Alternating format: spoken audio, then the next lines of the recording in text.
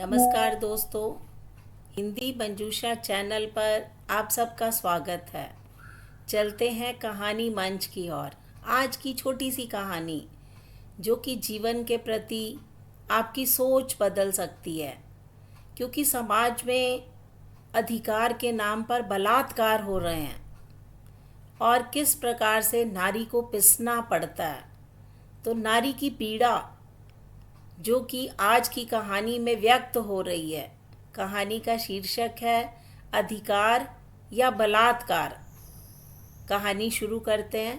Kitchen की खिड़की बंद करके पलक ने घड़ी की ओर देखा। रात के 10:30 घड़ी बजा रही थी। ओफ, आज फिर से 10:30 बज गए। मैं कितनी भी कोशिश कर लूं, फिर भी 10 तो बज ही जाते हैं। अब तक तो आशीष भी खराटे भरने लग गए होंगे। खुद से बातें करती हुई बेडरूम में गई। पानी का गिलास टेबल पर रखकर हौले से आशीष को जगाने लगी।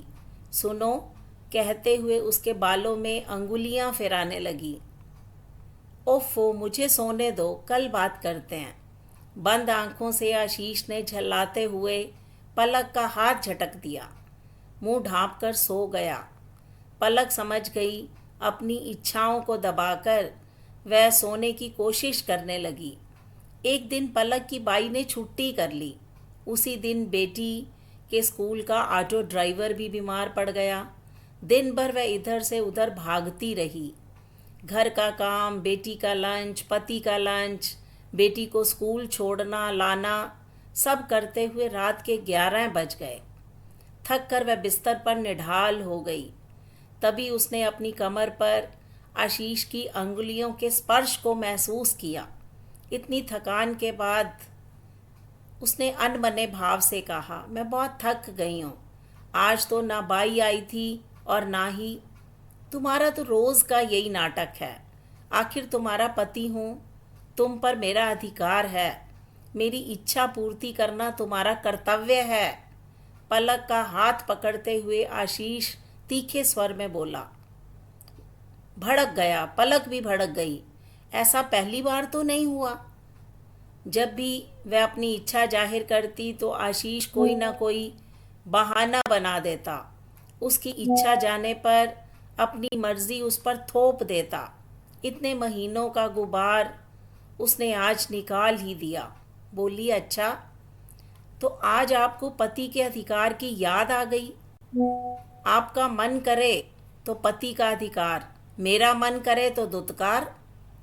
आपको न कहने का अधिकार है, मुझे नहीं।